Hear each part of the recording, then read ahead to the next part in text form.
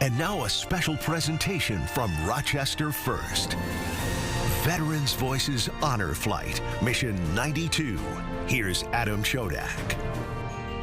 Good evening, everyone, and thank you so much for joining us for this special Veterans Voices. I say good evening, but really I should say good morning, because as I speak, it is 4:27 in the morning here at the Frederick Douglass Greater Rochester International Airport. And as you can see, I'm not the only one wearing orange. We are taking part in Honor Flight. We are so privileged.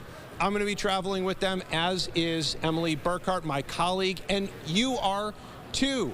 Mission 92, we are going to be going to Washington, D.C., and thank goodness they provided this wonderful welcome package for the Guardians, the crew, and the veterans. And in there's goodies and sunblock. It is going to be toasty. We're going to see all the monuments, and we're going to be collecting stories along the way. So thank you for traveling with us this evening. We better get through security. 5 a.m. and the terminal is flooded with orange and excitement for the day ahead. After breakfast is served by volunteers, a little pre-flight singing.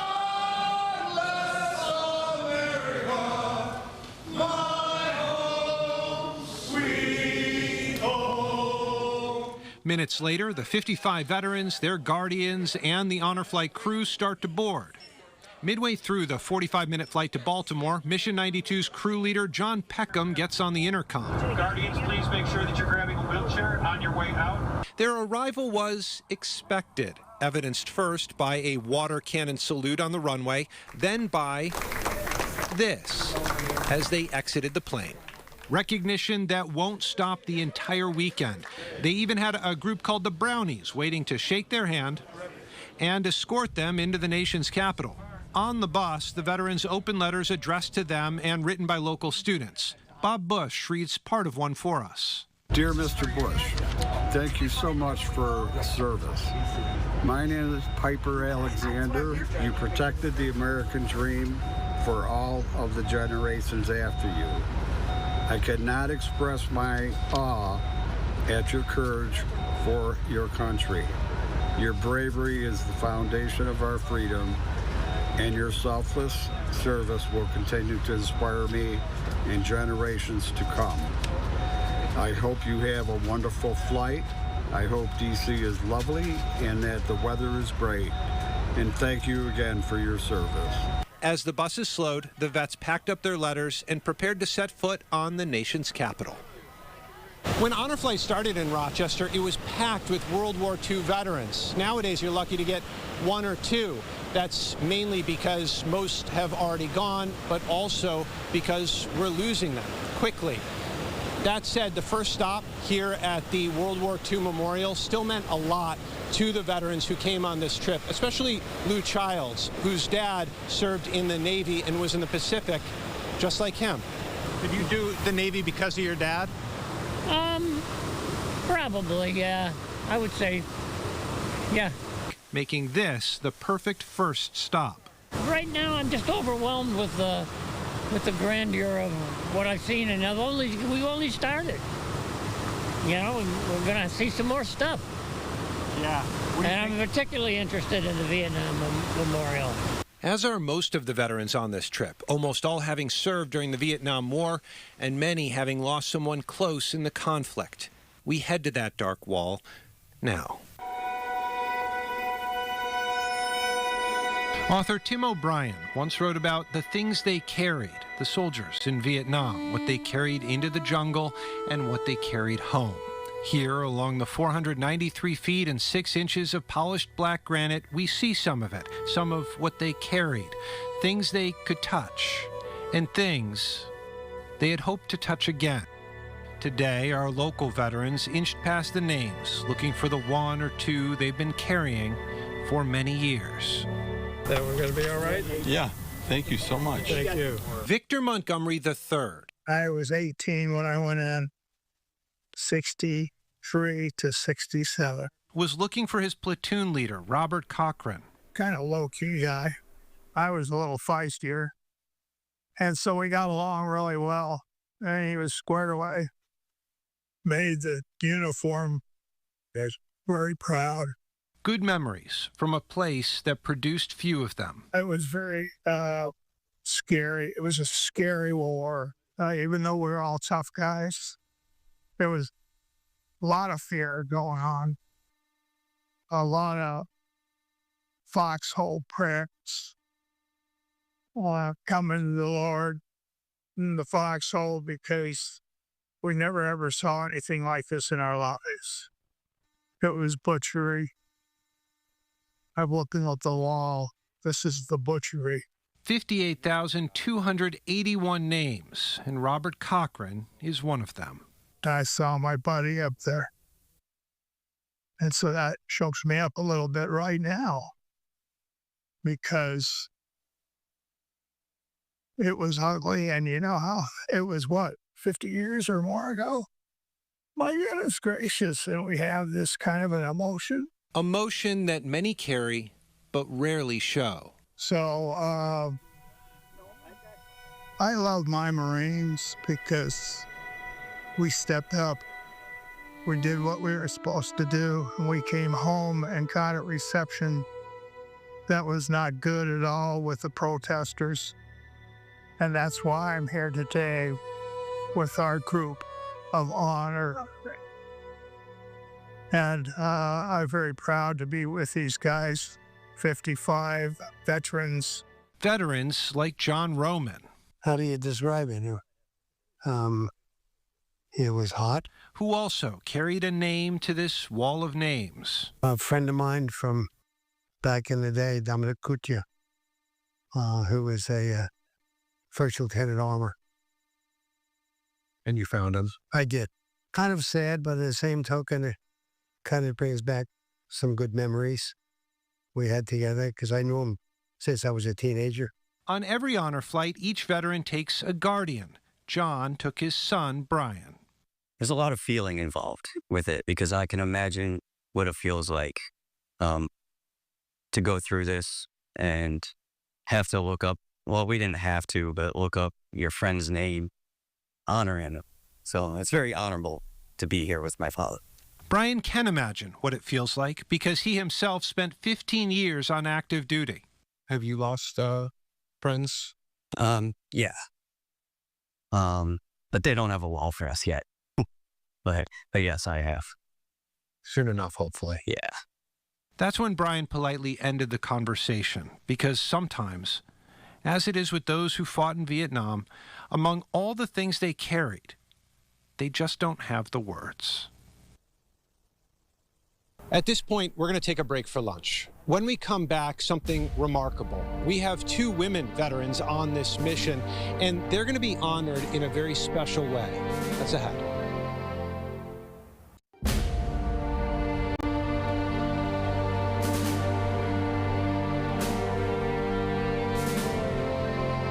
Welcome back, everyone. We are now at the Military Women's Memorial, where we're about to see a stirring recognition.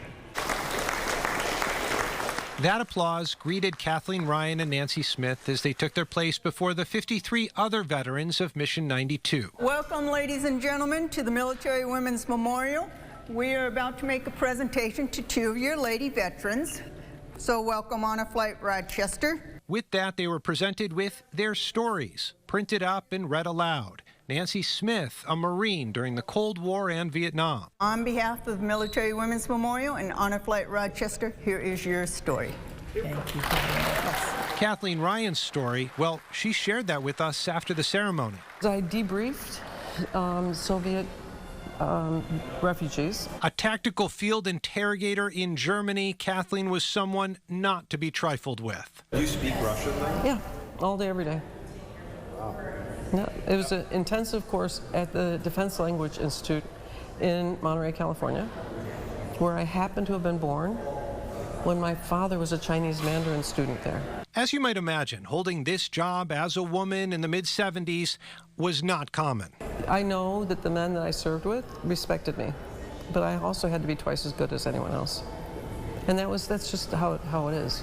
You know, you've got to be twice as good as everyone else because, you know, that's what women were expected to do.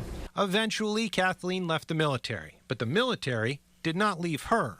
As a social worker in primary care medicine at the Batavia VA, I was adopted by one of the Vietnam Special Forces units. She never turned away a fellow soldier. And so I helped all of them, anyone who needed it, and I still do. I retired in 2015, but I still am working all the time. Making hers a story still being written.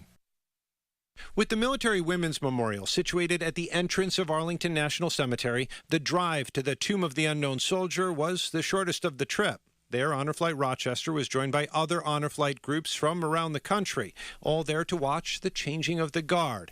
And during this day of travel and chatter, the quiet of this moment seemed as powerful as the ceremony itself. Ready? Face! Point! Arms!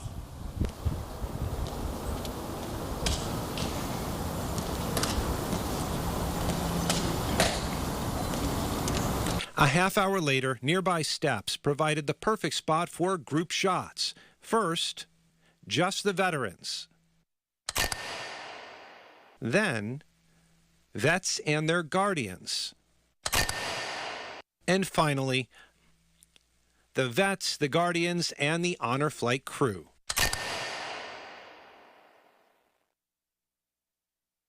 At the U.S. Marine Corps War Memorial, we spotted our first chance to talk with trip leader John Peckham, who had been here, there, and everywhere since, well, I don't know how early in the morning. This was John's first go as trip leader, but it's a role he began training for years ago. And I've been here ever since Mission 10. Mission 92, you ready? Since then, he's watched the Honor Flight program grow in the number of flights each year, and grow in the number of vets they take on each flight. And for each flight, there's been huge growth in the amount of planning. There's gathering of applications. There's our health and safety folks that are going over the medical on each of the veterans, making sure that no matter what their medical conditions are, we're going to be able to support them. There's an awful lot of stuff going on in logistics as far as arranging the air travel, arranging our accommodations, arranging the bus travel, arranging food. There's a lot of moving parts. While the time John and other volunteers put in is free, all of the other stuff is definitely not. The cost to do this for one veteran is roughly $870. Well, first and foremost, we're able to accomplish this mission through the generosity of the folks in the Rochester area. And then we have an awful lot of events over the course of the year where we're sending our volunteers out, we're giving information about Honor Flight Rochester, soliciting donations, and just doing everything we can to capture more veterans, bring them out on our trips, as well as helping to make sure that we've got the funding to bring them down. The plan is to keep doing this and to keep growing for as long as the community backs it. In that time, expect no shortage of orange shirts and vets to wear them. Well, our shadows are getting long, which means it's almost time to head back to the hotel. One more stop, though, to the Air Force Memorial. It has been a day of travel around D.C. When we come back, we're going to travel back in time.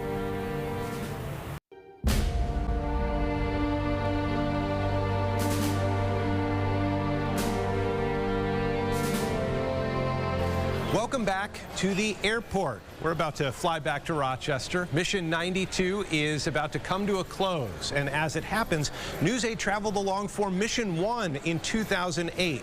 Here's the report they filed back then. On the Honor Flight Rochester, welcome aboard. From the start, the World War II veterans are treated like heroes, quickly moving up to first class on the Honor Flight headed from Rochester to the National World War II Memorial. I think this is great. This is a nice treat for us fellas. It's probably the first time we've really been recognized for the time we spent. The men are from towns near Rochester, including Webster, Fairport, Leroy, and Penfield. They come from different backgrounds in the military and have different stories to tell, from battles in Europe to the Pacific. But they now have a common bond and goal: to make it to the memorial before it's too late. The kids in the high school that we all went in at about the same time, they're all dead. Not from the war, but just from aging.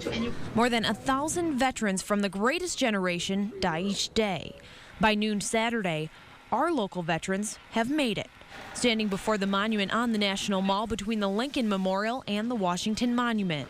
Walking into the memorial can be breathtaking.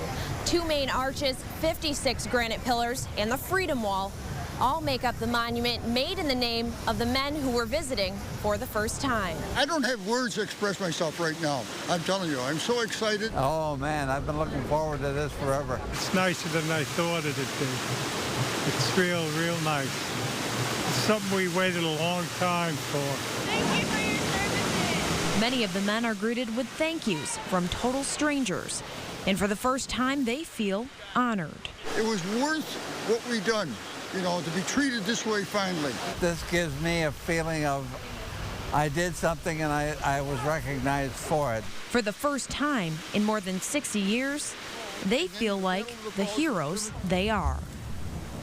Fast forward 27 years and Mission 92 is back home. Getting off the plane, getting greeted by local dignitaries,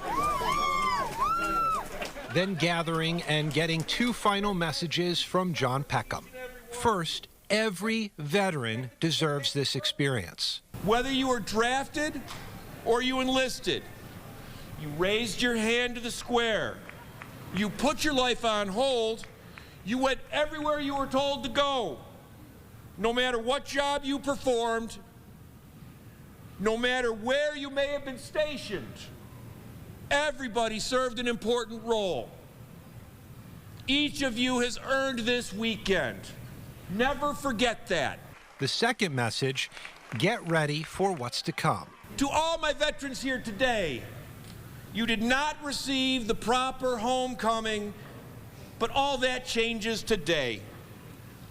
Thank you, each and every one of you, for your service, and welcome home.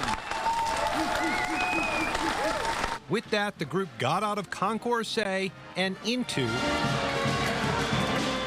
a parade. When we come back, one of these local veterans reflects on the trip.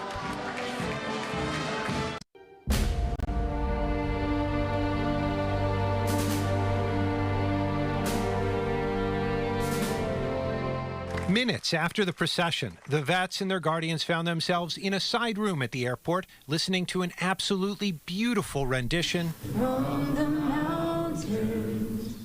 of God Bless America, followed by some closing remarks. Thank you for your service and sacrifice to this country. And afterwards, local veteran Greg Fitch, as he was about to head out, provided a perfect takeaway. Oh, it was just awesome. It was first class. It was memorable. And I just wish every senior in our high schools could come to these memorials and experience the sacrifice that thousands of men laid down their lives. And of course, it doesn't stop there. It goes to their families that'll never be the same. And just being there just shows you how much it is for these families and people. I just wish that every senior could come and experience this. And I think it would be the best lesson that we could ever have for this next generation to enjoy the freedoms that they now deserve. Well, here we are. It is 2:19 in the afternoon, and it is time to go home. I hope you've enjoyed traveling with us on Mission 92. On behalf of News 8, our photojournalist Emily Burkhart, and myself, I want to thank the entire Honor Flight crew, the Guardians, and especially the veterans for letting us tag along. It was a trip of a lifetime. And thank you for watching this special edition of Veterans Voices. Take care.